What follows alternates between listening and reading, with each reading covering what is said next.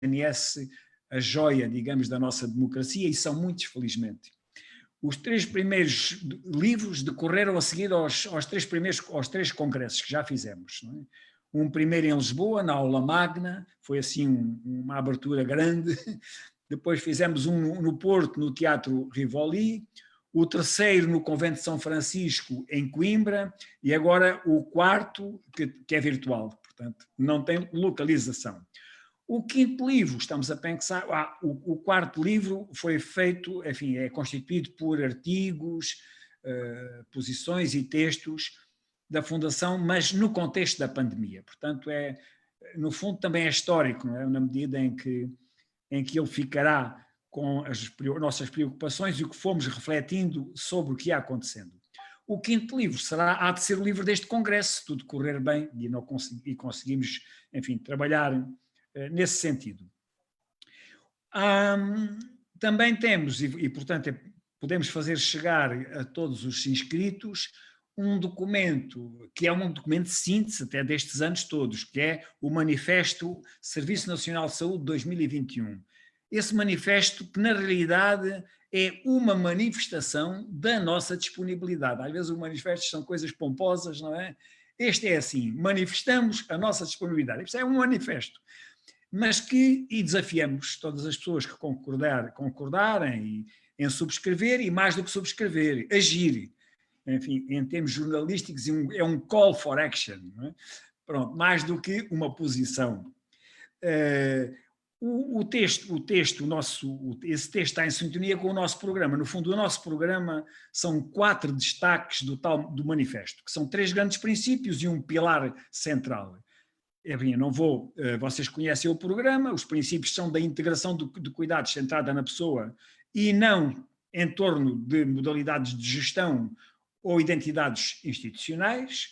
Isto é um processo, enfim, o professor Saclarides, de uma forma magnífica, certamente, nos vai explicar esta questão da integração de cuidados centrada na pessoa. O segundo eixo é a questão da importância das redes de proximidade e de reestruturação do Serviço Nacional de Saúde, em primeiro lugar, próximo das pessoas, onde as pessoas vivem e trabalham, e não é só a saúde, tudo aquilo e todos os atores e todas as instituições que concorrem para a saúde. A saúde sozinha fará pouco. O terceiro é o pilar sem o qual não há vida nem atividade no Serviço Nacional de Saúde, são as profissões. E distinguimos profissões e profissionais, parece que é a mesma coisa. Há uma ligeira diferença, é verdade que são a mesma realidade, com 2 facetas diferentes. Por fim, o último é um pouco a síntese, não é? A síntese do nosso pensamento, do trabalho destes anos, e também do manifesto, que ele próprio é uma síntese, que é a questão de ser considerado o Serviço Nacional de Saúde como um todo, e não ter sido. Tem sido abordado fragmentado. Os cuidados primários por um lado, são os hospitais por outro, os cuidados continuados por outro, a saúde pública à parte, depois o outro setor da segurança social parece que é outro mundo, pronto, e portanto é essa sessão que encerra depois o nosso congresso. Temos, enfim, temos a grata informação de que a senhora Ministra da Saúde estará connosco no encerramento, ela como responsável máxima pela saúde no país, e isso também nos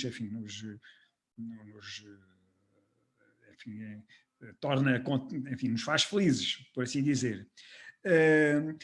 Estes livros vão estar presentes no nosso site, não é? Agora, o site, provavelmente vocês procuraram o site e não existe.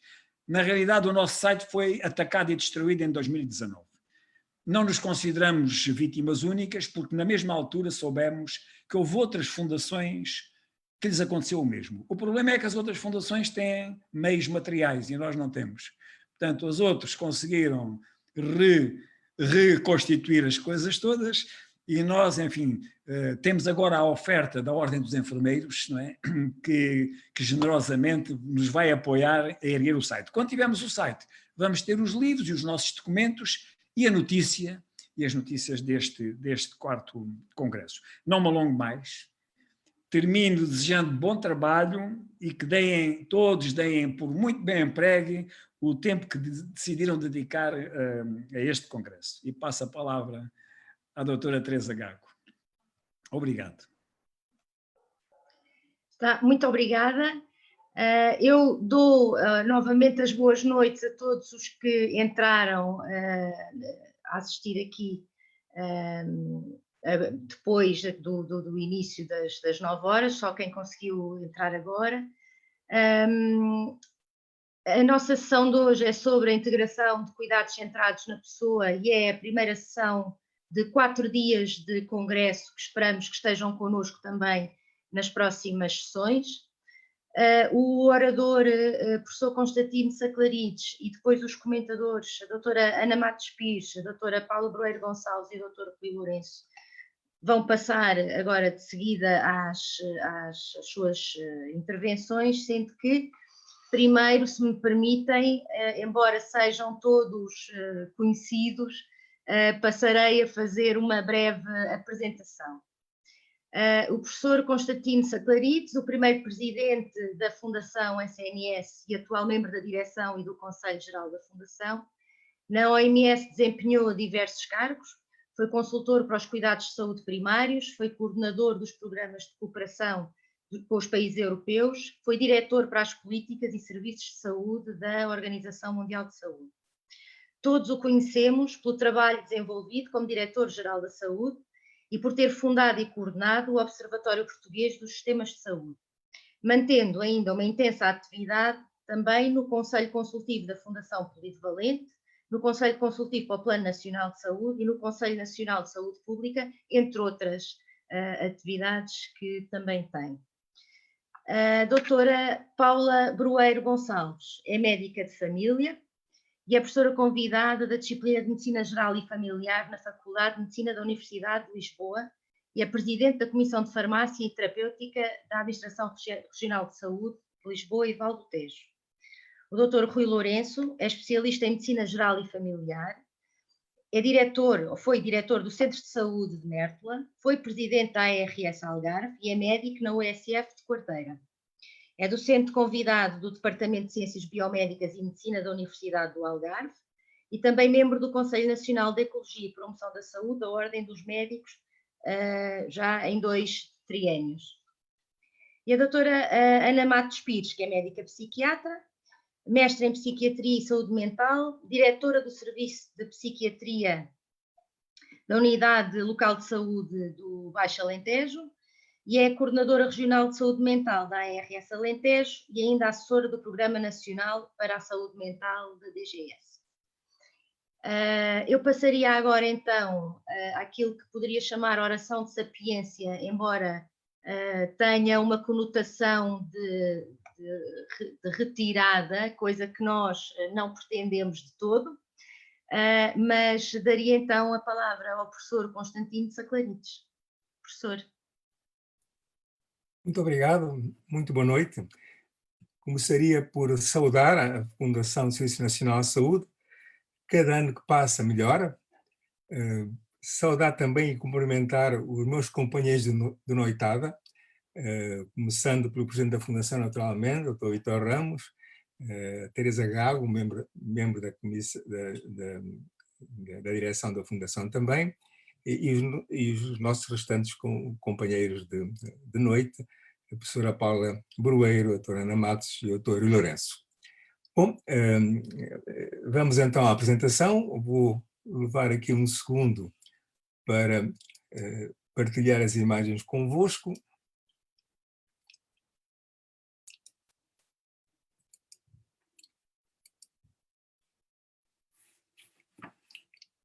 Julgo que estão a ver? Sim, ótimo. Bom, esta apresentação foi desenhada para focar 3 questões fundamentais. A primeira questão tem a ver com esta noção de que a ideia de integração não é politicamente popular. É uma noção difícil de explicar às pessoas e, portanto, nossos políticos habitualmente não gostam muito de falar de integração. Isso é importante porque para promover a integração, nós temos que adotar uma linguagem focada em aspectos que dizem respeito às pessoas e que, portanto, tornam a questão da integração visível, patente, tangível. Essa importância do discurso, talvez a questão mais central, mais fácil de entender para as pessoas, é de facto a importância de gerar o percurso, de gerir o percurso das pessoas através de serviços que precisam.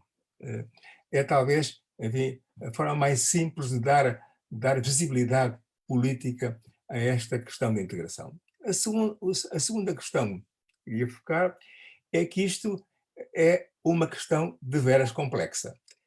Tem a ver com muitos aspectos do nosso sistema de saúde. E esta complexidade implica que tratar da integração, fazer progresso na integração, significa fazer muitas coisas ao mesmo tempo. Significa, fundamentalmente, profundas transformações. Não é uma coisa que se passa ao de leve, à superfície, às margens do essencial de um sistema de saúde e de Serviço Nacional de Saúde. E a terceira questão, que eu iria aprofundar um pouco mais, tem a ver com a necessidade de facto, ter consciência da necessidade da gestão da mudança. Não se faz facilmente. E, portanto, a gestão da mudança do Serviço Nacional de Saúde é um elemento fundamental para nós conseguirmos progresso na integração dos cuidados. E então, trabalhar um pouco mais este tema, que parece central naquilo que se preocupa. E o primeiro aspecto que queria focar é que os sistemas de saúde são, em todo o mundo, muito conservadores. Não mudam com facilidade, mudam com enorme dificuldade. O discurso político que predomina é mais médicos, mais enfermeiros, mais dinheiro, mais centros, mais hospitais, mas raramente predomina, vem à tona, o discurso centrado na necessidade de transformar.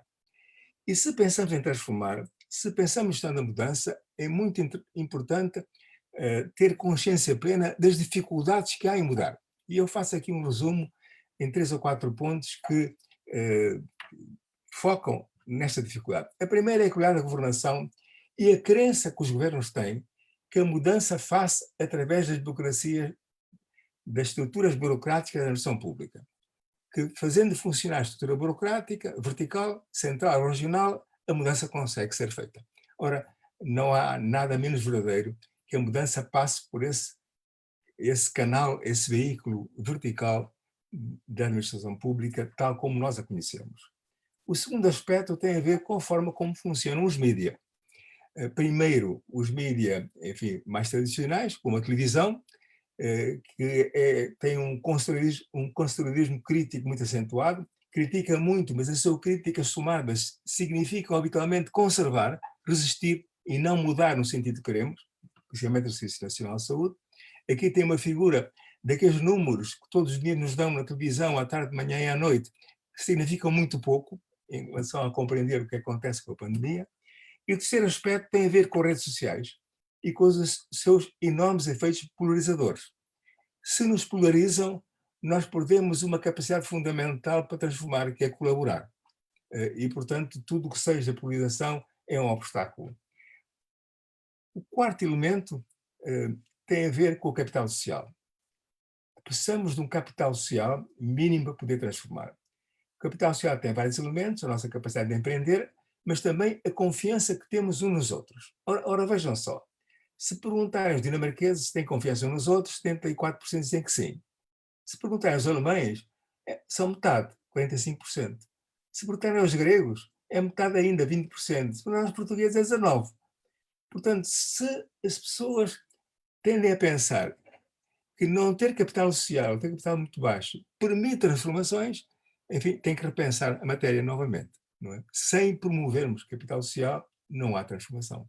E por isso eu aqui queria frisar a importância de promovermos, de construirmos arquiteturas colaborativas.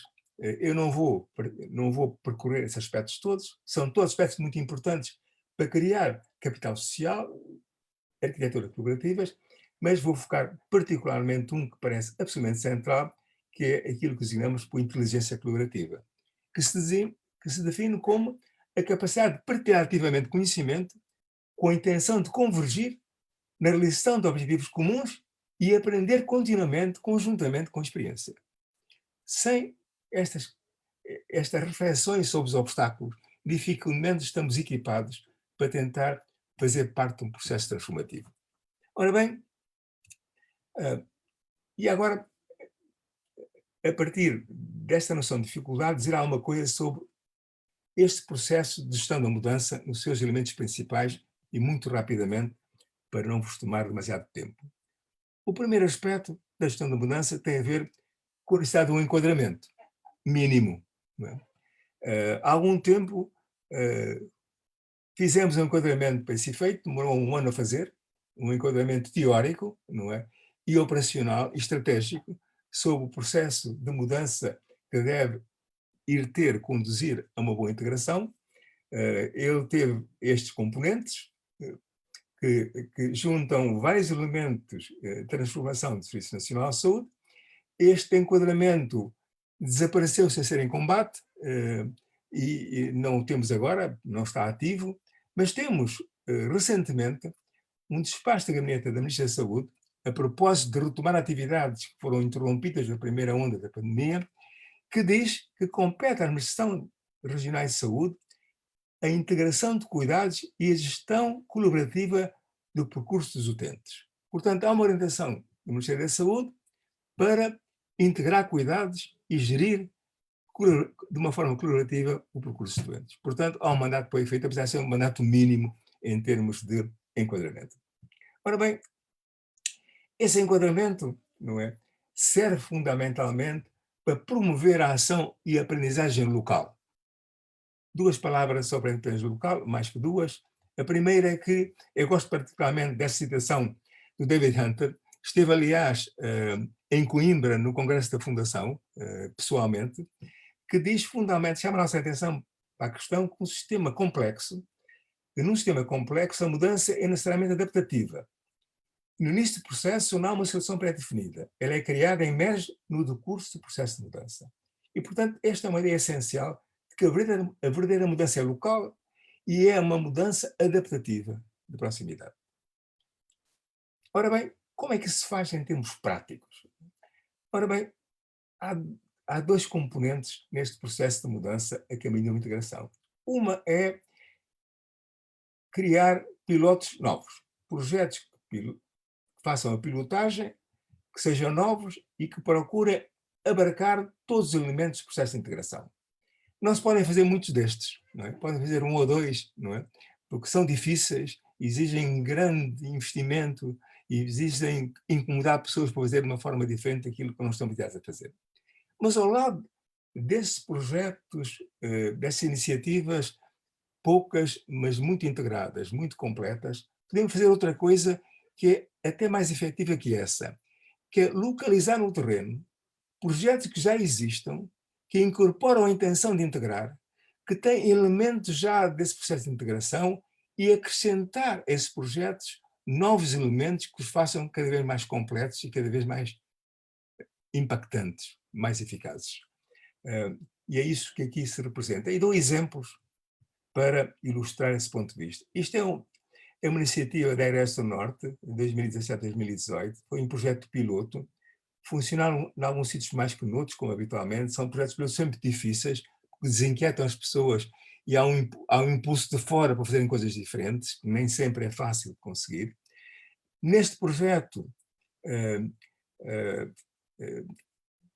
em Barcelos Esposende, o acesso de Barcelos Esposende com o hospital respectivo, tiveram uma ação muito interessante, que eu resumo aqui, mapeando alguns projetos no percurso das pessoas através do sistema de saúde. Vou só, sem qualquer comentário, mostrar algum desses projetos, tal como aparecem, né, neste percurso.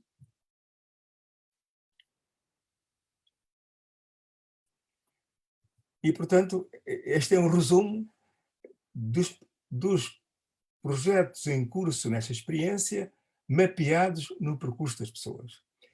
Mas fora dessa experiência piloto, mais integrada, é fácil verificar que há muitos outros projetos em curso que podem ser aproveitados para, acrescentando elementos novos, partindo da boa vontade das pessoas que já os iniciaram, tomaram elas a iniciativa de fazer, também ir pelo caminho da integração. Dou-vos 2 exemplos. O primeiro é na SES do Alentejo Central, e vou fazer o mesmo. Vou mapear aqueles projetos que foram recolhidos como fazendo parte deste percurso integrador que o Serviço Nacional de Saúde precisa. Vejam só. Mapeando novamente, não vou comentá-los, vou só mostrá-los.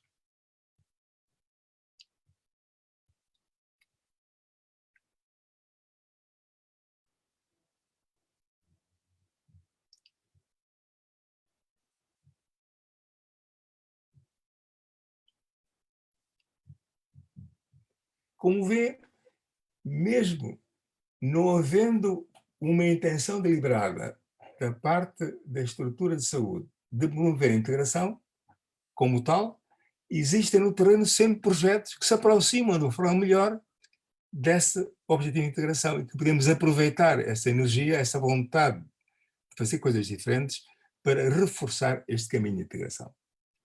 Outro exemplo, no acesso de Lisboa Central e no hospital, no Centro Hospitalar de Lisboa Ocidental,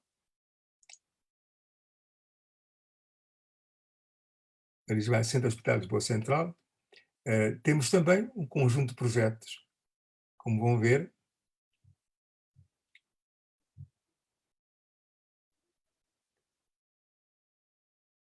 Todos eles têm os seus próprios atores, que começaram estes projetos eles próprios, não foi ninguém que lhes pediu, e que, portanto, é uma energia sobre o terreno de pessoas com vontade de transformar, que pode e deve ser aproveitada.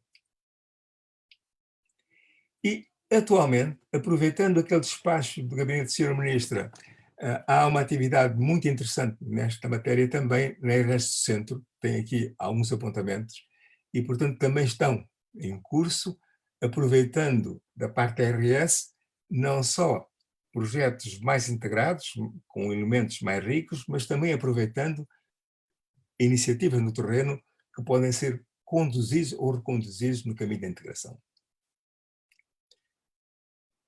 Repito a importância das cadeias colaborativas nestes processos locais e acrescentaria só a importância de começar sempre com um plano individual de cuidados, porque é um instrumento que nos permite gerir percursos. Sem plano individual de cuidados não há gestão de percursos. Portanto, sermos capazes de pôr essa ferramenta sobre a mesa, mesmo em estadios iniciais de desenvolvimento, é muito importante nesse processo de mudança. E depois, fazendo isso, teremos em condições de tentar influenciar o sistema de informação de saúde no sentido de uma maior integração do sistema de informação e no sentido de uma hierarquização, sendo a primeira camada do sistema de informação de saúde um plano individual de cuidados. Ora bem, deixem-me agora, rapidamente, e para terminar, seguir este processo de mudança com os outros elementos que são importantes. Sim, senhor, é necessário atuar e aprender localmente, mas se isso não for enquadrado pelo conhecimento científico, se isto não, de facto, produzir conhecimento novo, dificilmente este processo de mudança local terá grande futuro, grande possibilidade de disseminar. E, portanto, é muito importante associar a esses projetos locais pensamento, análise científica e, ao mesmo tempo, transformar esse conhecimento científico em aconselhamento científico às políticas públicas.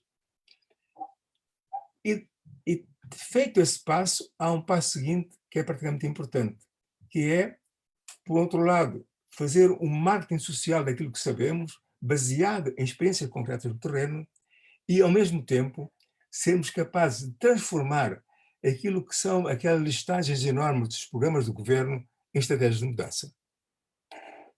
Feito isso, naturalmente, temos um melhor enquadramento para continuar a promover comunidades inteligentes e, fazendo isso, seguiremos a produzir mais conhecimento que dará origem cada vez a estratégias públicas mais finas e mais capazes de transformar o Serviço Nacional de Saúde. E se estiverem de acordo comigo, eu fico por esta introdução com enorme vontade de ouvir os vossos comentários.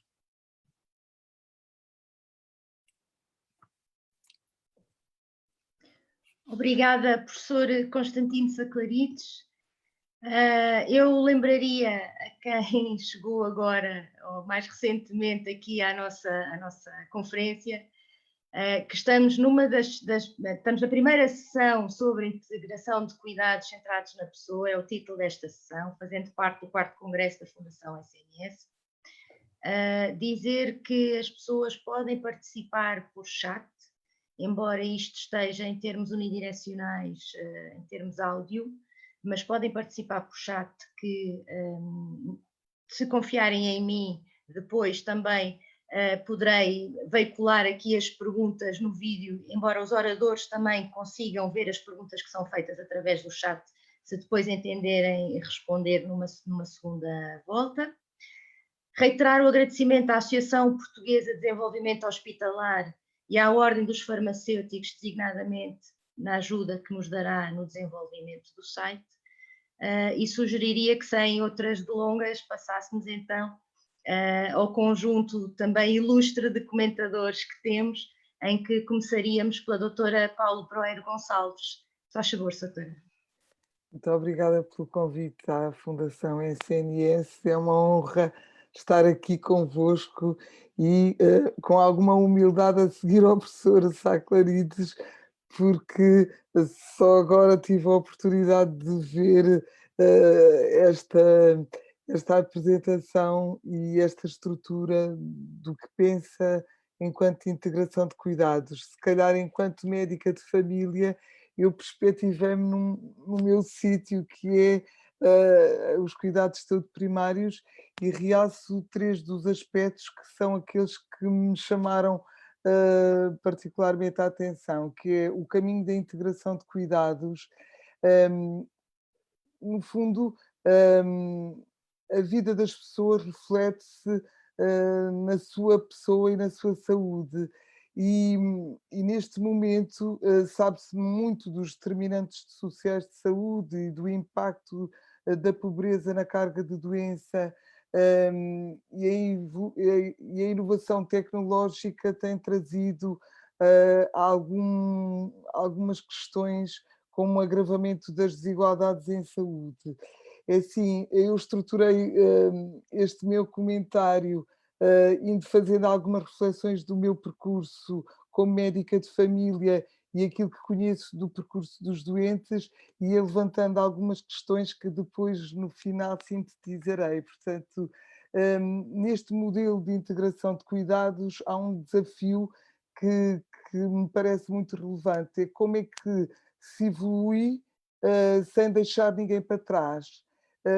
E o percurso de saúde e doença varia com a idade. Se calhar os modelos de integração de cuidados têm que ser plásticos de acordo com a população a que nos dirigimos. Um percurso de saúde infantil não será seguramente um percurso de saúde de um idoso frágil.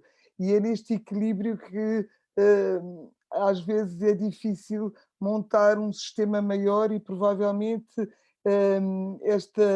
olhar para o que se faz localmente, depois aquilo que de facto produzir conhecimento e que seja útil tenha reflexo no todo.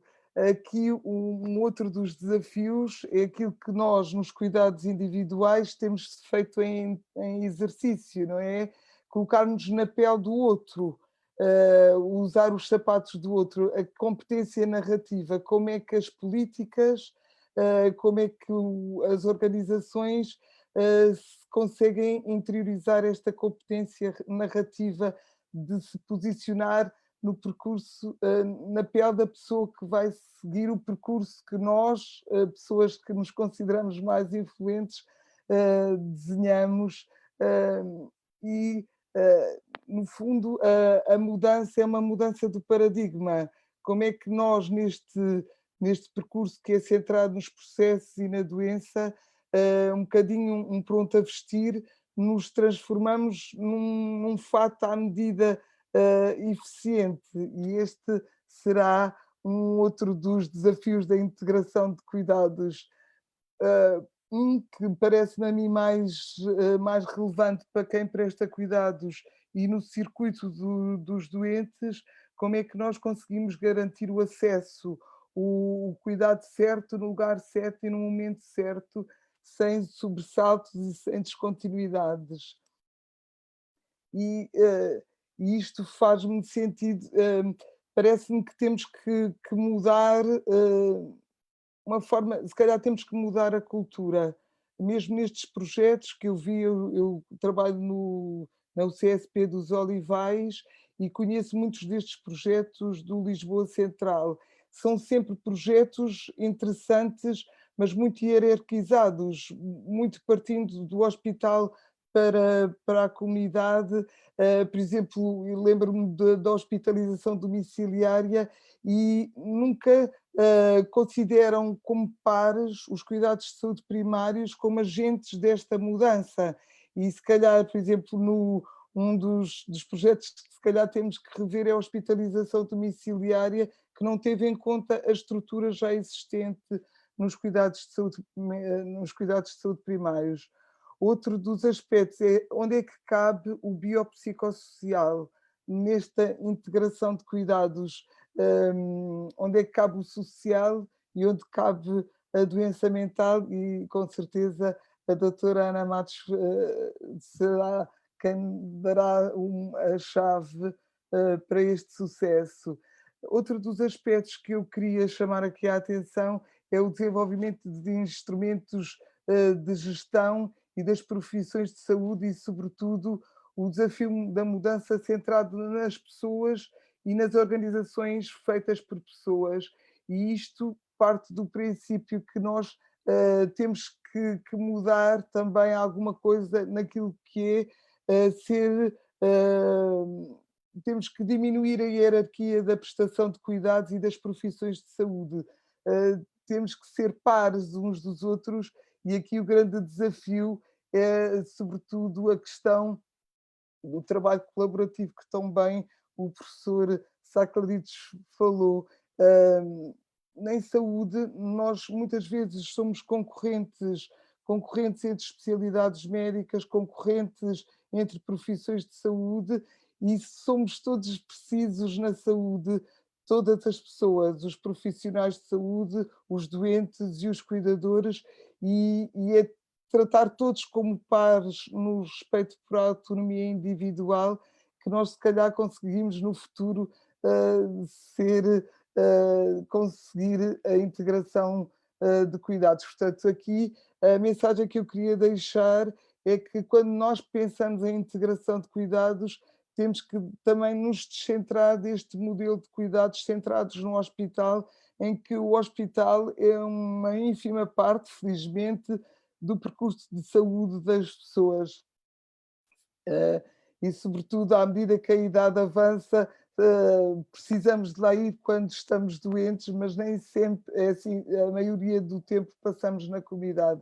Aqui o enfoque é nas comunidades inteligentes, neste trabalho colaborativo. E aqui é despir-nos, se calhar todos, a sociedade e profissões de saúde, de preconceitos. Aqui em relação à integração da informação, acho que é, neste momento, em relação à integração de cuidados, o aspecto que é o aspecto mais tangível a curto e médio prazo. Os sistemas de registro têm evoluído substancialmente. Há uns desafios que é a integração da informação do público e do privado, que não sei como é que se fará, mas, por exemplo, quando as pessoas envelhecem e por acaso tiveram uma vida com um subsistema de saúde, chegam à idade avançada e não temos nada sobre a saúde, a informação de saúde, e nestes projetos que o professor apresentou, um que me chama particularmente a atenção, que é o Plano Integrado de Cuidados, e aqui o desafio dos sistemas de informação, em que este plano pode ser construído ao longo da vida e partilhado com os cidadãos. Como é que os cidadãos conseguem partilhar a informação que têm da sua saúde, por exemplo, pôr no portal coisas simples como pôr no portal do cidadão os exames complementares que têm em sua posse e que os médicos do Serviço Nacional de Saúde ainda não dispõem.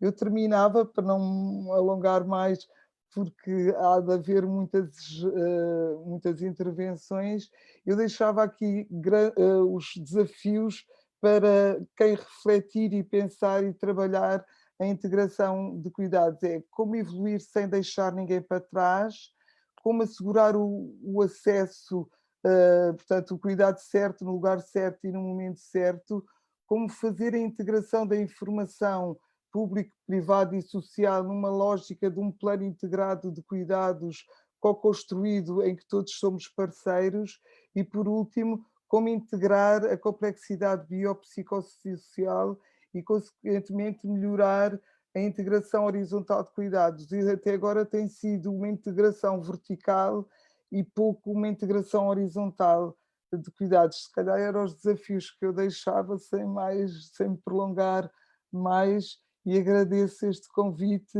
e faço estes desafios a quem pensa sobre a integração de cuidados e que tem capacidade de mobilizar recursos para evoluirmos positivamente.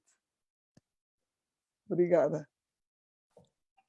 Muito obrigada, doutora Paula Broeiro. Certamente haverá questões e motivo de continuarmos a conversa nas temáticas e nos aspectos que abordou. Eu, de seguida, daria a palavra aqui ao doutor Rui Lourenço, se faz favor, para que também pudesse fazer a sua intervenção.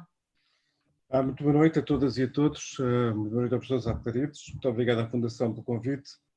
Às minhas colegas também aqui comentadoras, um abraço. Eu acho que esta intervenção dos professores Aptaridos coloca aqui algumas questões relevantes e eu penso que eu acho que para as pessoas no dia-a-dia é um bocadinho arte, isto é muito... nós falamos muito destas questões de uma forma, vamos lá, filosófica, geral, mas do ponto de vista pragmático temos algumas dificuldades depois em colocar isto no terreno quando discutimos as pessoas. E, portanto, quando fazemos alguma formulação, alguma intervenção nesta questão da integração dos cuidados, eu penso que é relevante colocarmos as questões que é como é que um conjunto fragmentado de serviços se incluem muitas avaliações separadas, tem que se repetir a sua história para muitas pessoas, temos muitas demoras no atendimento devido à má transmissão de informações entre serviços e protagonistas e uma enorme perplexidade diante da grande complexidade do sistema. Portanto, como é que isto se faz? Numa situação em que muitos de nós temos muitas multimorbilidades, temos também muitas questões que têm a ver com a forma como, ao longo da vida, nos interagimos com o sistema enquanto cidadãos, e, portanto, eu acho que há exemplo, por exemplo, daquilo que é o projeto da Unidade Local de Saúde do Litoral Alentejano, que partindo de um problema concreto, que foi a identificação do número de utilizadores excessivos de um serviço, neste caso a urgência, isto é, doença aguda da urgência, o que é que temos, o que é que vamos fazer, e encontrou-se um problema de saúde que, de uma forma geral, para as questões que têm a ver com as questões centrais dos sistemas no que diz respeito às pluripatologias, ao doente diabético, ao insuficiência cardíaca e às DPOCs, são bons modelos de intervenção em termos daquilo que é o percurso das pessoas no sistema de saúde. E, portanto, para problemas de grande complexidade, eu acho que falta-nos também fazer algumas experiências naquilo que eu acho que é relevante no que diz respeito à estratificação do risco. Isto é, ao longo do tempo, face àquilo que é o nosso risco conhecido, e nós hoje já temos muita informação nos nossos sistemas de saúde do ponto de vista de registro clínico eletrónico, quer a nível dos hospitais, quer a nível dos cuidados primários, quer ao nível dos cuidados continuados, temos muitas vezes alguma dificuldade de integração nestas questões, mas todos sabemos que quanto maior é a complexidade, se não tivermos uma estratificação de risco, depois temos muita dificuldade em fazer a integração do processo de cuidados ao longo da vida. Eu penso que com 3 ou 4 questões, por exemplo, que eu conheço da forma como o País Basco tem organizado nos últimos anos a sua estratificação de risco, dá aqui uma oportunidade a que depois quer os cidadãos, quer os profissionais de saúde, em torno de objetivos concretos, não de grandes questões, não de coisas simples como a integração de processos ou de outro género, mas sobretudo em termos de problemas que têm a ver com a multimorbilidade. Eu diria que a questão dos doentes com DPOC, a questão dos doentes com diabetes, as pessoas com pluripatologia e insuficiência cardíaca, que são excelentes exemplos, já muito trabalhados a nível dos sistemas de saúde, são um passo importante para que, por um lado, se implementem processos de gestão de caso, e há alguns exemplos neste momento também a nível, por exemplo, hospitalar, nomeadamente na ortogeriatria, e são coisas simples como estas que eu acho que têm resultado e que são claras para as pessoas, quer para os profissionais, quer para os cidadãos, que podem depois, numa fase seguinte, aumentar a capacidade que nós temos de indicação. Portanto, eu penso que passar entre aspas, da discussão para a prática implica centrarmos em 3 ou 4 aspectos que sejam tangíveis para a maior parte das pessoas e que nós possamos colocar no terreno. Este é aquilo que eu podia acrescentar à comunicação do professor Alcarides. Muito obrigado.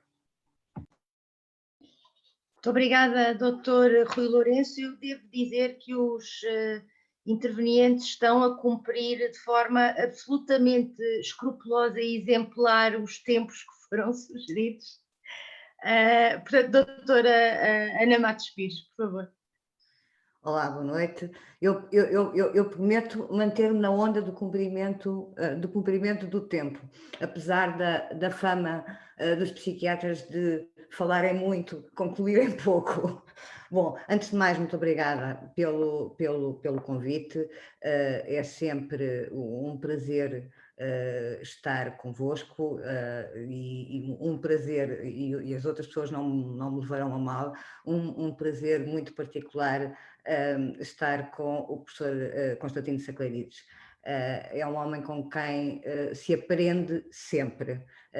Sempre que o ouvimos, sempre que o vemos, aprendemos sempre mais um bocadinho.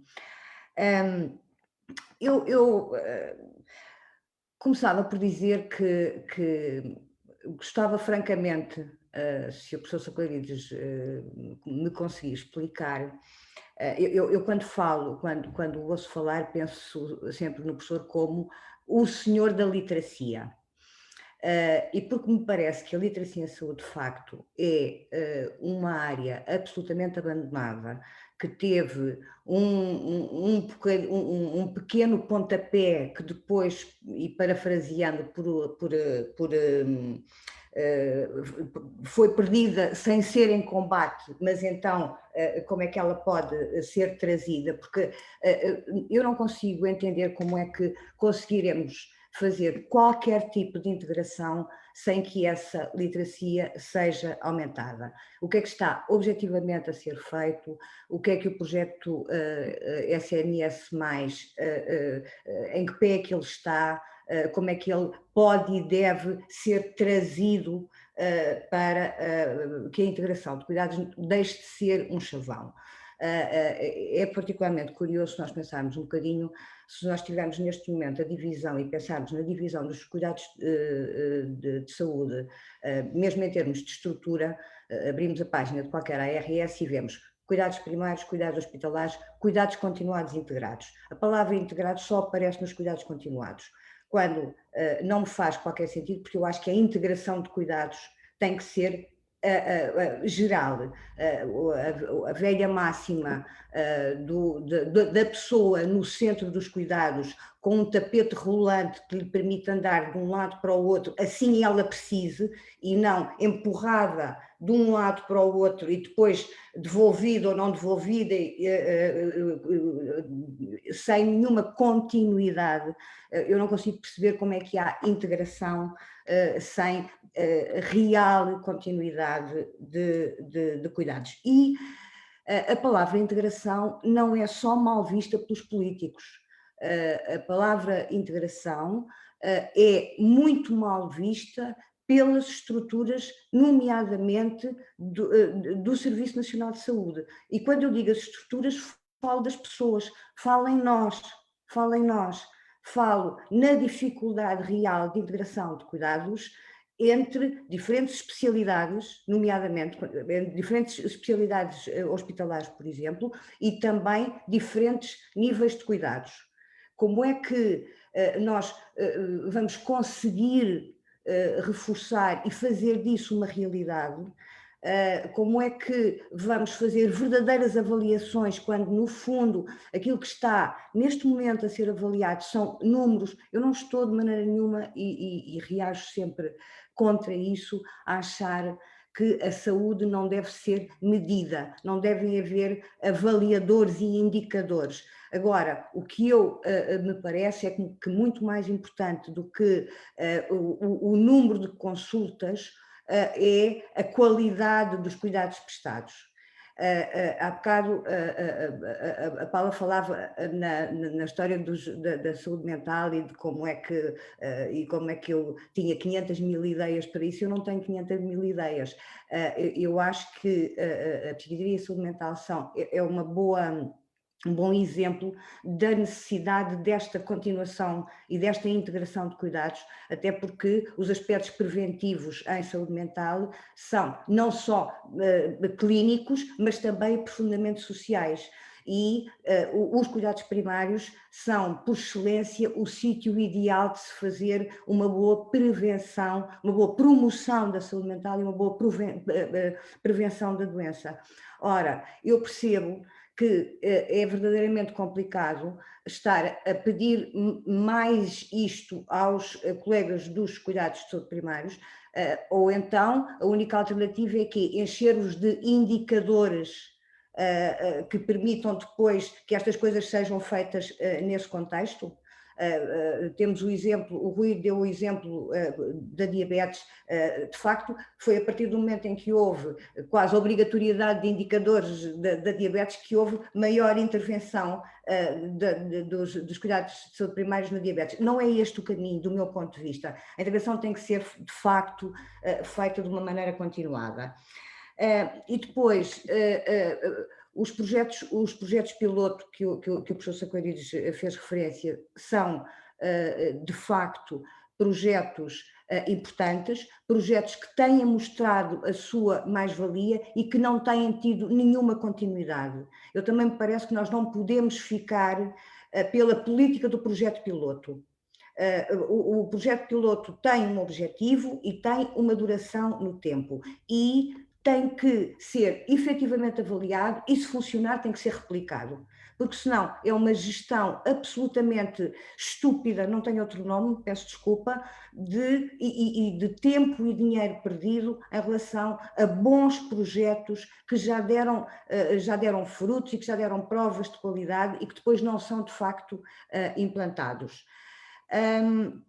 Por último, eu gostava se calhar que se pudesse esmiuçar um bocadinho mais a noção de capital social, o professor Sacarides o fizesse de seguida. E terminava com uma questão encomendada. Enquanto estávamos já nesta conversa, um amigo dizia-me, mandava-me uma mensagem e dizia-me: bom, relativamente à dificuldade de confiança que os portugueses têm no geral, nomeadamente e comparando com outros povos, aparentemente está ao nível dos 19%, a questão que eu colocava era, então, como é que as estruturas intermédias, nomeadamente, e estou particularmente à vontade, porque sou diretora de um serviço, como é que as estruturas intermédias, as ARS, os conselhos de administração, as direções de serviço, conseguem fazer aumentar essa confiança entre profissionais? E se isso não é, de facto, um passo importante para que as coisas se desenrolem de outra maneira?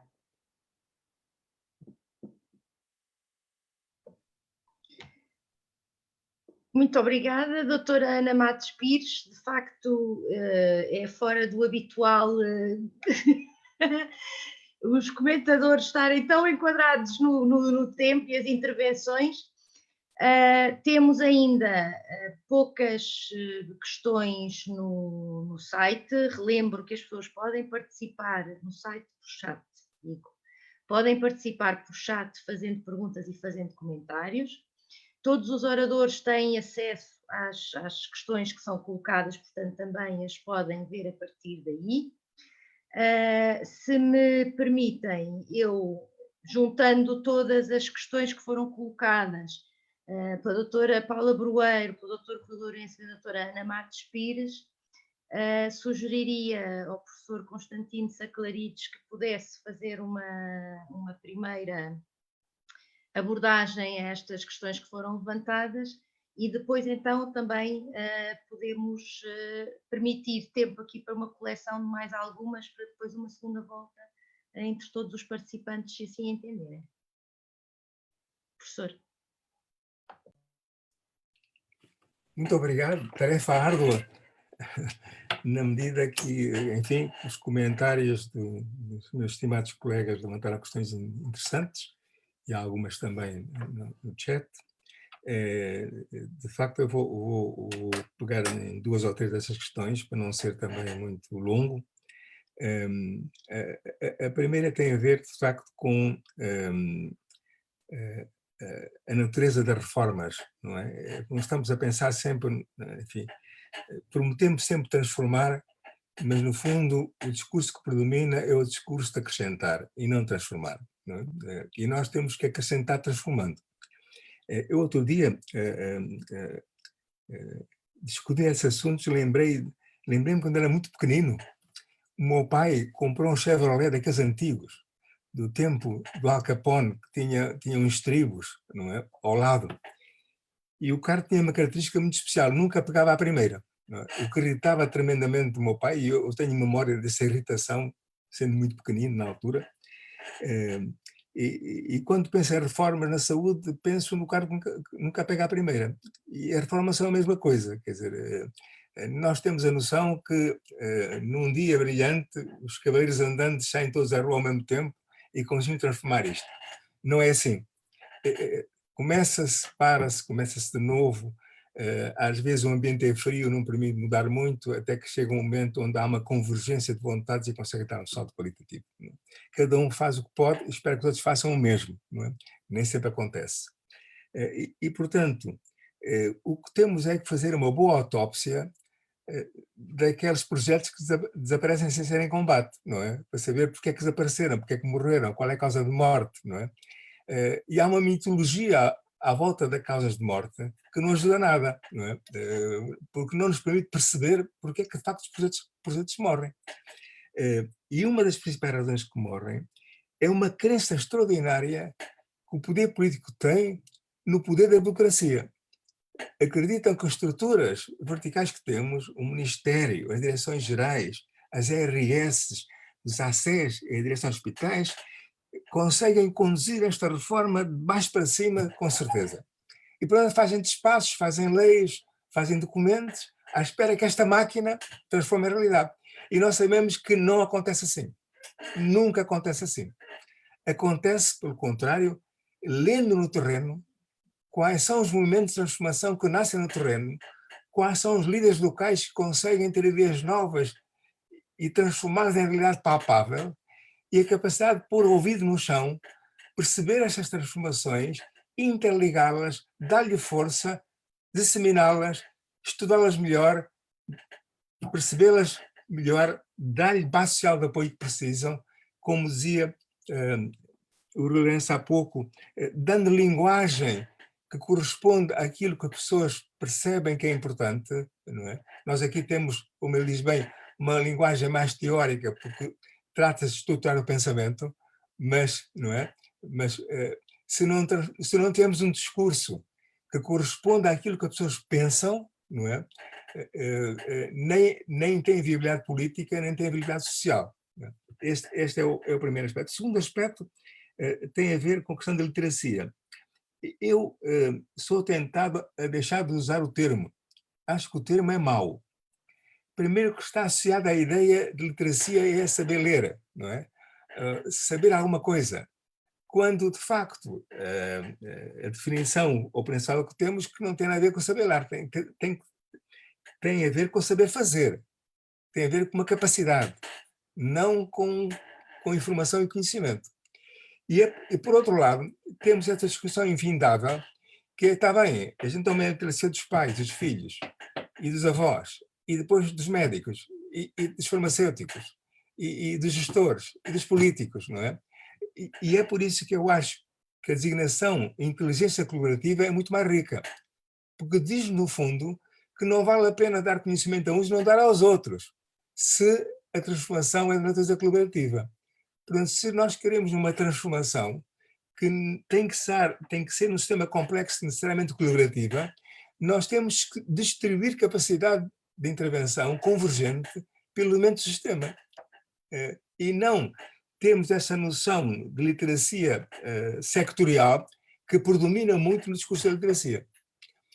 E, portanto, perceber que nós temos que selecionar informação e distribuí-la de tal forma que cada um dos seus receptores consiga entrar em movimento e convergir com objetivos comuns, e nós temos hoje extraordinários instrumentos, começando pelo algoritmo de inteligência artificial, que nos permitem ler a forma como pessoas reagem ao conhecimento e aprender com essa leitura. Nós não podemos ficar no tempo antigo da literacia. E, portanto, podemos fazer avanços muito interessantes nesta matéria e, como disseram os colegas, quer dizer, isso é fundamental para haver de facto mudança. Também, como disseram, não é evidente que o termo integração não é mau só para os políticos, não é? Todos os donos das estruturas verticais não querem ser integrados, quase por definição. Eles são verticalizadores. Eles têm um poder vertical que depende da sua especialidade, que depende da sua posição no sistema. A pior coisa que podem dizer é que vamos ter agora uma relação horizontal em que vamos colaborar uns com os outros. Não é? E isso é... O exemplo muito bom é, de facto, também o da hospitalização domiciliária. Não é? De facto, como disse muito bem a professora Paula, quer dizer, tem um problema de aterrar no mundo sem perceber o mundo onde aterra, não é? Mas nós também temos que cercá-lo, não é? Temos que dizer, não, é boa a ideia o hospital descer, mas tem que ser connosco, não é? Porque nós já cá estamos e fazemos muitas coisas que não vale a pena repetir, não é? E, portanto, esta questão da resistência, e falando na resistência, para não ser mais longo, nós não podemos ser agentes de mudança se não percebemos profundamente os fatores de resistência à mudança. Não é? De outra forma, deitamos-nos de paraquedas com uma enorme generosidade, não é? com um halo poético no mundo, e o mundo massacra-nos completamente, não é? Porque os espinhos e as barricadas e as trincheiras cheias de arames farpados estão em todo lado. Não é? Mas temos que conhecer, e de facto, um dos aspectos, não é, fundamental é de baixo capital social. O capital social é uma noção sociológica muito discutível, mas eu vou deixar as discussões teóricas para o lado, mas tem dois elementos muito interessantes. O índice de capital social tem dois elementos. Um é a capacidade empreendedora, a capacidade de tomarmos a iniciativa nós próprios, e outro é a confiança que temos nos outros. Não é? Esses elementos são essenciais para assegurar movimento, para deixarmos de ter assistentes permanentes, assistentes no sentido de assistir, ver, não é? Não participar, não entrar no jogo, não dançar. E, portanto, percebermos que, a não ser que façamos um investimento forte em termos individuais, profissionais, institucionais, num conjunto de arquiteturas colaborativas, não é? Começam, por exemplo, com a filosofia da colaboração. Não é? A colaboração na saúde é um imperativo ético. Não é só uma vantagem individual. Não é? Há muito tempo há obras magníficas sobre a coprodução da saúde, que a saúde produz, nós não produzimos saúde nas pessoas, ela produz através do movimento colaborativo. Não é? Nós sabemos que as nossas instituições e as nossas profissões em nossas associações profissionais têm um forte núcleo identitário, mas não têm interfaces colaborativas quase nenhumas, não é? Portanto, o foco identitário ocupa o espaço todo. E, portanto, com organizações sem interfaces colaborativas, com fortes núcleos identitários, com profissões a mesma coisa, nós temos pouca capacidade de colaborar em transformações desta natureza. Portanto, esses elementos, não quero prolongar mais, esses elementos têm que ser atendidos com enorme detalhe, para nós, de facto, termos alguma segurança que este trajeto difícil de transformar é, de facto, partilhado com alguma segurança e com uma esperança de ganhar de vez em quando. Se não se importa, Teresa, fico por aqui para não ocupar o tempo todo. Obrigada, professor. Então, eu, se me permitem, vou dar eco aqui a algumas das questões que têm sido colocadas no chat ou no bate-papo em português, e também tenho tido aqui, através deste instrumento, alguns após da discussão que está a ser tida no Facebook, em simultâneo. A primeira pergunta, eu não vou dizer o nome das pessoas, porque não as conheço, ficará registado, vou colocar só as perguntas. Sob um ponto de vista do direito administrativo em saúde, para o professor Saclarides, se a opinião sobre a evolução jurídico-administrativa da saúde em Portugal, nomeadamente na criação de estruturas administrativas, das USF, dos hospitais EPE e das OLS, se teve na sua base este princípio de integração de cuidados, ou se não serão meras construções jurídicas que, em muitos casos, dificultam elas próprias a integração. Uma outra pergunta relacionada também com a integração é, considerando que há um modelo organizativo que agrega os vários níveis de cuidados, esse modelo é exemplo para a integração de cuidados, designadamente as OLS. Ou será que o sucesso da integração passa por alterar a estrutura organizacional? Ou se passa, de facto, por alterar a estrutura organizacional? E agora aqui uma terceira pergunta que não está no chat, porque aí assumo eu a autoria da pergunta, que é como é que as outras profissões, designadamente aquelas que não estão integradas no SNS, podem fazer parte deste processo de integração. E refiro-me à saúde oral, que de facto está muito arredada deste processo, aos nutricionistas e outras profissões de saúde que estão sistematicamente fora do SNS, que há muito poucos profissionais incluídos no Serviço Nacional de Saúde. E como é que é possível desenvolver um trabalho de integração consistente e coerente, como sugeria a doutora Ana Matos Pires, que saia do âmbito dos projetos, quando há relações laborais tão diferentes entre as pessoas, algumas do setor público, pertença mesmo do setor público, outras com contratos individuais de trabalho, outras sem até contratos individuais de trabalho, os recibos verdes.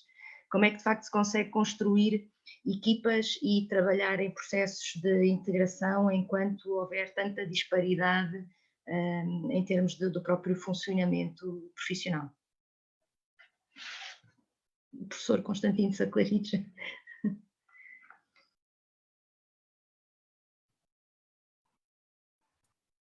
Bom, Teresa, se não se importa, eu gostava de ouvir umas colegas sobre essa matéria, não é? E eu falo talvez outra vez no fim para não ocupar demasiado espaço nesta mesa. Pode ser, não se importa que eu faça no fim, falo no fim de ouvir os nossos colegas de painel.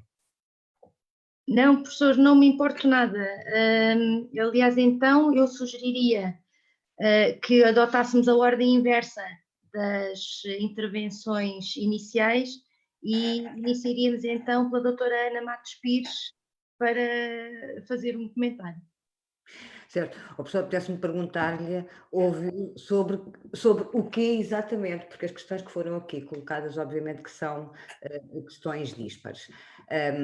Eu não estou particularmente à vontade para responder à questão da organização jurídica dos serviços.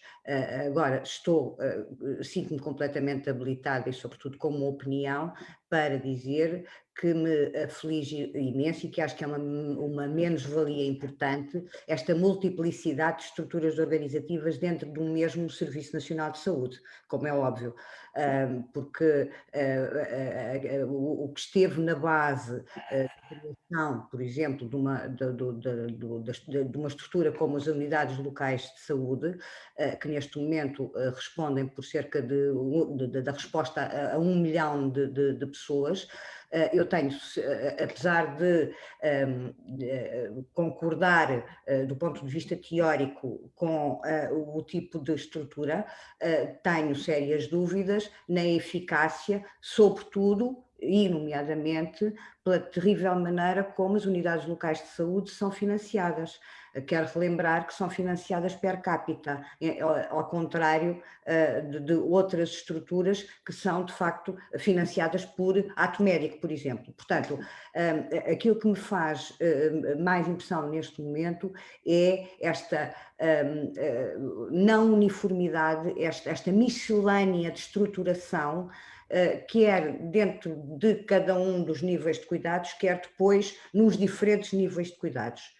Nós temos a noção do ESF pertence aos cuidados primários, não há o paralelo nos cuidados hospitalares, os CRI são rudimentares, existem em rigor e tal como estão plasmados 2 CRIs no país, e portanto como é que nós, tendo esta manta de retalhos, podemos, de facto, integrar e permitir essa continuidade. Depois, acho que a história da integração multiprofissional, eu aí tenho algum, e digo isto com algum orgulho, porque a psiquiatria foi das primeiras especialidades hospitalares a perceber que tem que se estender a noção de psiquiatria à saúde mental. Não há saúde mental sem psiquiatria, mas a saúde mental não pode ser só psiquiatria. E, portanto, agrada-me particularmente a maneira como nós neste momento nos chamamos, nós, serviços de psiquiatria, porque chamamos serviços locais de psiquiatria e saúde mental. E eu acho que isto as palavras importam e acho que reporta exatamente a essa necessidade de nós estendermos a noção daquilo que é a nossa atividade clínica, não só médica, mas clínica, de uma maneira mais abrangente. Eu se calhar ficava por aqui para já, depois obviamente responder à Teresa, é absolutamente impensável fazer-se saúde e pensar-se um Serviço Nacional de Saúde pondo de fora profissões que são por natureza da saúde. Eu não sei dizer isto de outra maneira, quer dizer, não faz absolutamente sentido nenhum nós, do ponto de vista académico, estarmos a permitir que haja formação de pessoas para diferentes áreas da saúde e não as integrar naquilo que é a desejável resposta do Serviço Nacional de Saúde.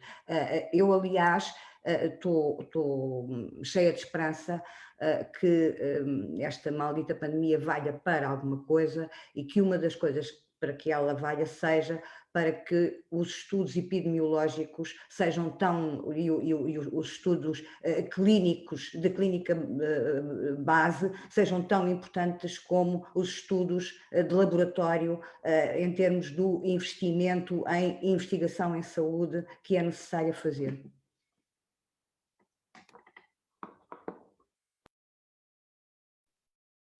Obrigada.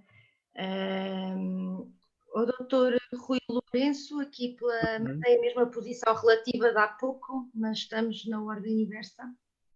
Por favor. No meio sempre, portanto não tem problema para que lado é que se começa. Olha, eu acho é que, Madre, eu acho que esta conversa e esta questão sobre a integração de cuidados, de vez em quando foge para a questão da integração dos serviços. E, portanto, eu acho que há aqui vários tipos de integração. As questões centrais aqui, podemos falar de muitos tipos de integração, organizacional, funcional, de serviços, clínica, etc. E, portanto, não devemos, entre aspas, centrar a questão aqui, mas a questão de integração dos cuidados. Não é? Como é que as pessoas os diversos serviços, independentemente de como é que já estão organizados, como é que eles se colocam. E, portanto, quando se tentou fazer a integração de cuidados, quer do ponto de vista da organização, sejam de grupos hospitalares, sejam de unidades locais de saúde, sejam as vias verdes, que também são um processo de integração, tudo isto são os exemplos de integração. E, portanto, eu acho que a questão aqui mais relevante continua na forma como fazemos isto, é partir de experiências práticas da multimorbilidade, fundamentalmente, isto é pela multimorbilidade que nós temos necessidade de termos integração de cuidados de grande complexidade. E para discutirmos isto, eu acho que temos que perceber todos bem como é que se faz a integração de cuidados quando nós temos problemas de grande complexidade, no que diz respeito à multimorbilidade. Como é que a formação dos profissionais que foi colocada é assim? A formação dos profissionais é colocada aqui quando nós temos que conversar e temos que ter um mesmo tempo de trabalho, não sob o nosso plano, não sob o plano de cada um dos profissionais, mas sob o plano de saúde das pessoas.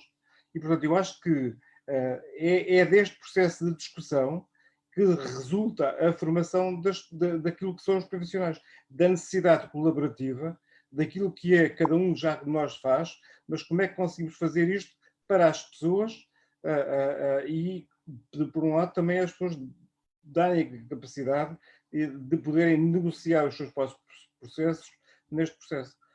Eu penso que esta é a questão, quer dizer, como é que se faz isto à prática? Eu acho que não pode ser feito em todo lado.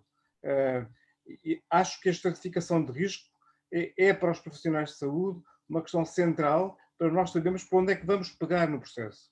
Sem estratificação de risco, sem sabermos que ao nível de cada uma das intervenções, o que é que pode ser feito pelos cidadãos, do ponto de vista da sua capacitação, aquela que é preciso ser feita com outros profissionais de saúde e aquela que é tão complexa que obriga que nós tenhamos que ter um processo de gestão de caso.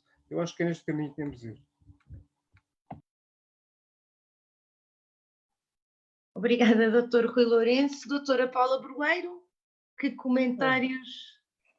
É assim, se calhar isto tem a ver com o nosso pensar. Nós só conseguimos olhar para a saúde como profissões, como organização de serviço, como processo de doença. E se calhar agora está na altura de todos pensarmos fora da caixa e como o Rui Lourenço teve a oportunidade de dizer, se calhar temos que pensar nos doentes com multimorbilidade e serão estes os mais complexos para construir as teias da relação.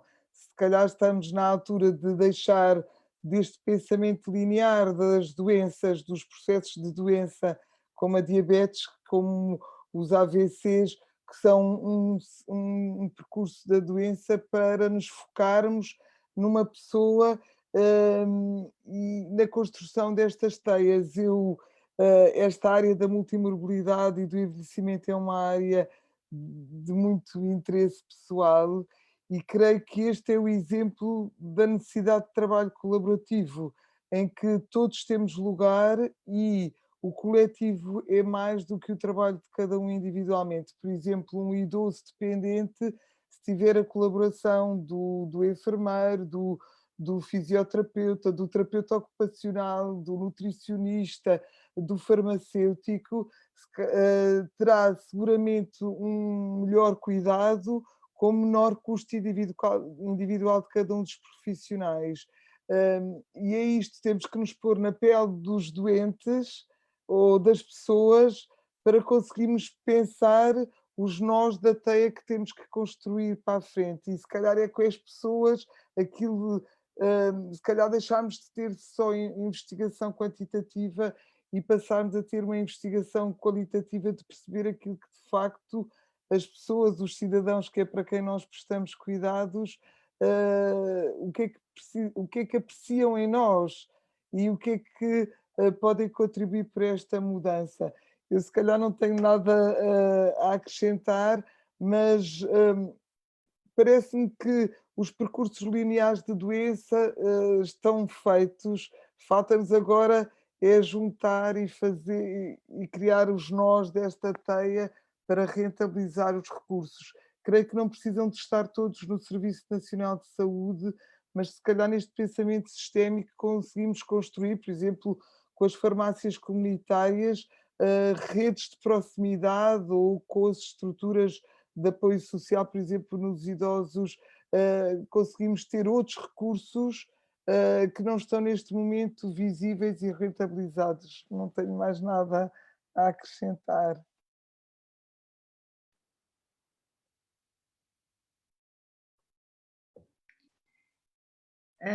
Eu não sei, há aqui mais algumas questões que têm sido suscitadas.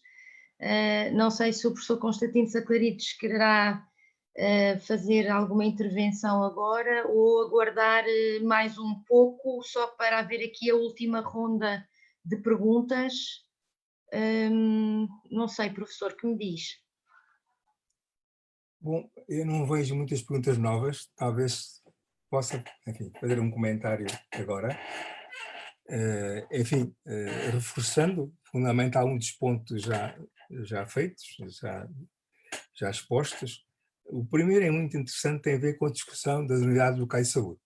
É uma discussão muito interessante, nem sempre prosseguida em termos úteis, e acho que há a referir, como já foi dito, que há um primeiro nível de integração que tem a ver com as pessoas e o seu percurso. É essa integração funcional que está em primeira apanha, em primeira prioridade, não é? Nós queremos que as pessoas consigam percorrer os serviços que precisam para conseguirem bons resultados no fim desses percursos. É a nossa principal preocupação, cada vez mais com as questões do envelhecimento, como sabem.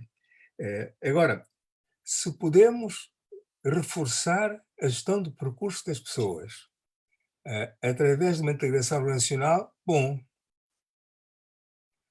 Se a integração organizacional for um obstáculo à integração funcional, menos bom. Portanto, no fundo, a prova dos méritos das componentes da integração são os bons resultados das pessoas. Se conseguimos que uma boa gestão de percurso, uma gestão em continuidade integrada, consegue bom resultado para essas pessoas.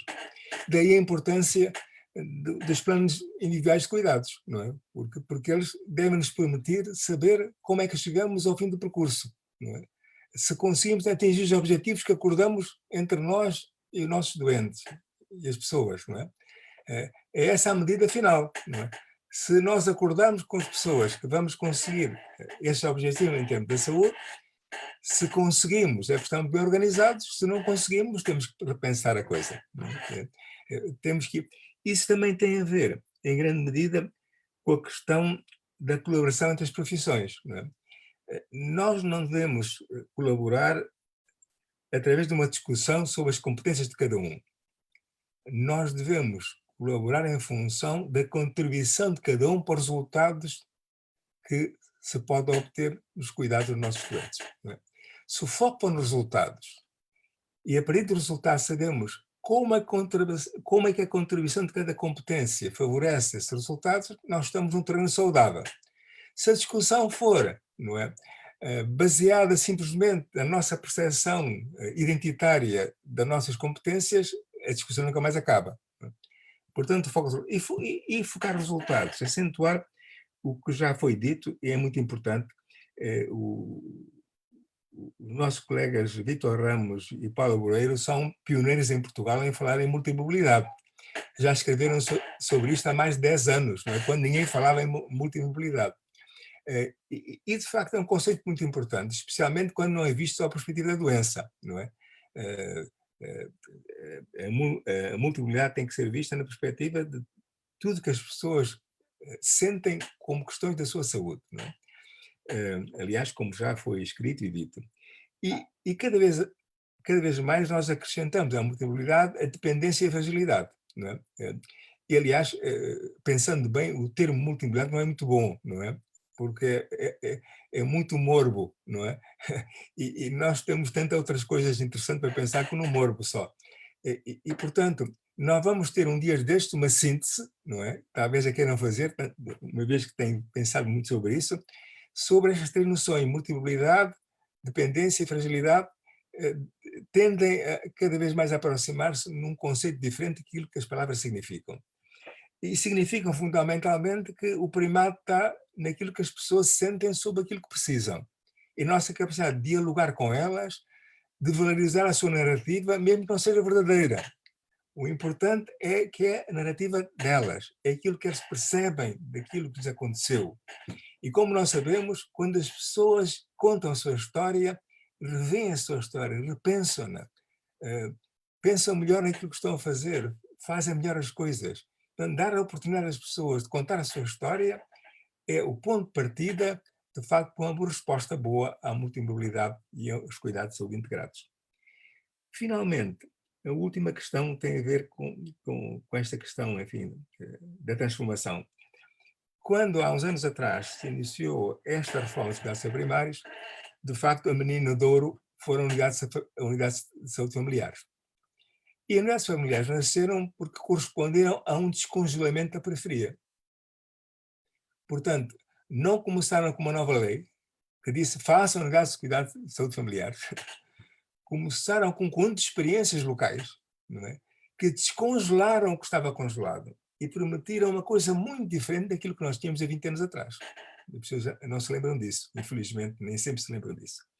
Ora, uma das condições para sucesso desta estratégia de descongelamento é o seu enquadramento. Elas só podem continuar nessa esteia se o seu enquadramento tiver duas qualidades. O primeiro é ser amigo da mudança.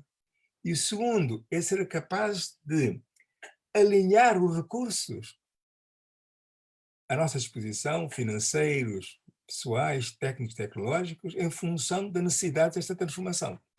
Ora, nós não conseguimos que as nossas RS e os nossos ministérios fossem nem amigos da mudança, nem tiveram a capacidade de realinhar os recursos no sentido de responder àquilo que unidades familiares e outras unidades funcionais foram desbravando no terreno. E daí resultou uma efetiva paragem de transformação. Nós já não estamos a transformar, nós já estamos a fotocopiar, estamos a repetir. E estamos a repetir não por falta de ilusão, no sentido espanhol do termo, na periferia, mas porque as organizações de enquadramento nem se transformaram em amigas da mudança, nem conseguiram a arte de realinhar recursos para responder àquilo que localmente é necessário que se faça. E isso é o problema que temos. E, portanto, a proposta de integração, temos que começar outra vez a descongelar a periferia, mas desta vez descongelar a periferia, descongelar as RS, descongelar os ministérios. Não é má para uma agenda da noite.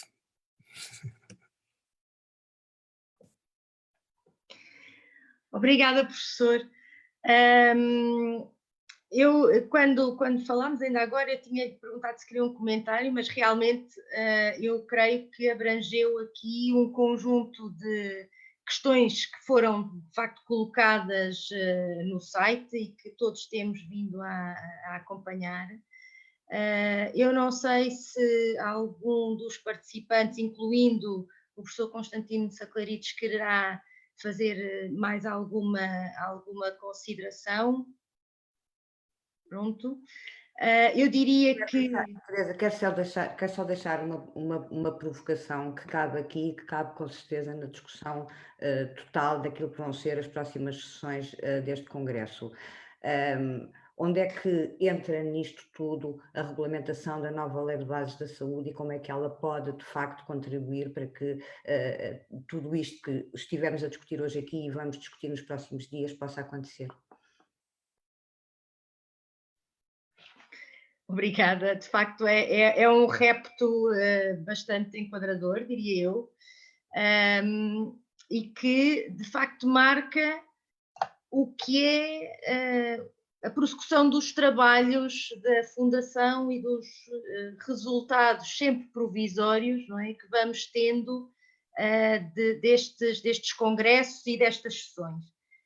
O fim ou o término de cada sessão não é o fim, é um início, é um início sempre para pensarmos e conversarmos sobre como é que deverão ser organizados os cuidados, como é que deve ser feita a integração, sempre no sentido de melhorar a saúde das pessoas e a saúde, enfim, da população portuguesa em geral.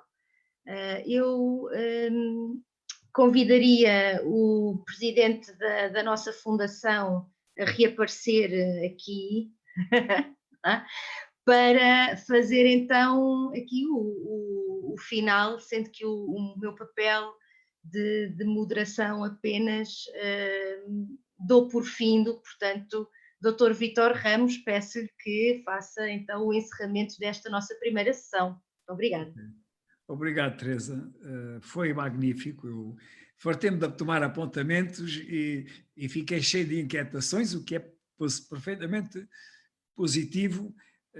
Foram aqui levantadas perspectivas, desafios abertos, não é? Que é isso que conta, mas também sublinhados pontos cruciais, não é? Em que nos devemos colocar. Os desafios vão para muitos níveis e também para cada um de nós, pessoalmente, como profissional, como cidadão, e porque, enfim, há muita ideia, enfim, há muita tradição de que eu digo como é que deve ser fazer e os outros façam, não é? Portanto, há aqui uma corresponsabilização, um trabalho cooperativo e um aumento da tal confiança, não é? É cultural, mas nós podemos ajudar, certamente, por várias razões, por vários meios, a aumentar essa confiança social. Aquela estatística é de 2014, acho eu, que o professor apontou, vamos ver se em 2020 e tal, uma estatística igual nos dá bons resultados. Há aqui uma pedra de azares pelos seus frutos, não é? E, de facto, há uma ideia que o professor aqui nos deixou, o professor Sagarides, é de que o critério, se as coisas funcionam bem ou funcionam mal, não há de ser pela satisfação das organizações, não é? E pelo que nos parece, há de ser pelos resultados que se conseguem obter na saúde das pessoas, e também na percepção de bem-estar e na qualidade de vida que depois é medida. E vamos prosseguir, portanto, as próximas sessões são no próximo sábado, às 5 horas, estão todos convidados, penso que têm todos os links, os que se inscreveram. São as redes de proximidade, continuidade e coerência de cuidados, e a integração está lá. Agora vamos falar mais próximo dos contextos e das pessoas, portanto vamos aproximar-nos da vida real e concreta. Depois, na quinta-feira, no dia 17, outra vez à mesma hora, às 9 horas, vamos ver a questão das profissões profissionais e como é que eles sentem, enfim, as tais teias que a professora Paula falava, como é que isto é possível, não é? E como é que se dá a cooperação e não, enfim, a esgrima entre competências que, em geral, todos perdemos, não é? E os profissionais. E, finalmente, depois, no sábado, no dia 19, teremos o reforçar e transformar o SNS como um todo. O conferencista é o professor Aranda da Silva. Eu suponho que ele vai abordar a questão que a doutora Ana Matos Pires aqui falou, a questão da necessidade de fazer passar a Lei de Bases da Saúde do papel para a realidade. Eu suponho que esse é um dos pontos que ele vai abordar a propósito desta questão do transformar como um todo, não é? E o transformar com os ingredientes e com a percepção de um grande envolvimento, de uma grande confiança, e é isso que nós tentamos fazer. Aquilo que nos está ao nosso alcance, tentamos fazer, procuramos fazer. Eu agradecia mais uma vez a magnífica sessão, a todos os ensinamentos que levamos todos, eu pessoalmente levo, o papel, enfim, o trabalho da Teresa Gago e sobretudo, esta magnífica disciplina de conseguirmos, de facto, cumprir, não é? E distribuir os tempos e cumprir os objetivos dessa sessão. Obrigado a todos, parabéns e até sábado e boa noite. Tchau a todos. Ficamos por aqui.